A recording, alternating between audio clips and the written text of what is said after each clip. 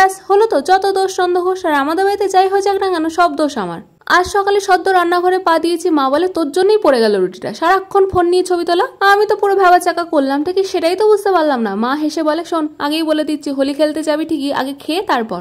আমিও সবুজ বালিকার মতো মাথা নেড়ে বললাম জো হুকুম মা। প্রথমে খাওয়া শেষ হলো, তারপর মা প্রদীপ জেলে আড়ি তুললো, আর আমি এইদিকে মন দিয়ে অর্গানিক জিনিসপত্রে ভেজাল মেশাতে ব্যস্ত। ইদানিং যতই অর্গানিক রং দিয়ে হোলি খেলা ট্রেন্ড হোক না কেন, আবিরের মধ্যে একটুখানি বাদুর রং মিশিয়ে একে অপরকে ভূত বানানোর মজাটাই আলাদা, তাই না বলো? বাড়িতে নিজে আবির বানিয়েছিলাম ঠিকই, কিন্তু রাস্তাঘাটে এত রঙের দোকান এবং সেখানে এত রঙের ছড়াছড়ি দেখে নিজের ইচ্ছেটাকেও দাবিয়ে রাখতে পারিনি। কিনে ফেলেছিলাম 2 প্যাকেট আবির। আমার গপু আর লালির পছন্দের রং হলুদ আর আকাশি, সঙ্গে একটা ছোট্ট পিচকারি, যেটা কিনা 5 মিনিটও চলেনি। আচ্ছা মনে আছে পালং শাক দিয়ে সবুজ রং বানানোর চেষ্টা করেছিলাম বাড়িতে, কিন্তু সেটা তো ফ্লপ করেছিল। তাই ভাবলাম বাড়িতে নীল আর হলুদ রং আছে যখন, দুটো মিশিয়ে সবুজ রং করে নেওয়া যাক বরং। রং খেলা শুরুর আগে গপু আর লালি গেলে একটু একটু রং ছুঁয়ে ভাবলাম কটা ফটো তুলি, যাকে বলে প্রি হোলি শুট। ও মা, দেখি ওদের মুখ ভার, হয়তো ওরা মনে মনে বলছে একে তো হোলির দিন রং খেলতে এসেছিস দুপুর 12টার পর, তারপরেই ফটো তোলার নাটক শেষ করে রং খেলা শুরু হবে কখন বল দেখি। আমি বললাম আচ্ছা বেশ, চল পিচকারিতে আগে রং ভরি।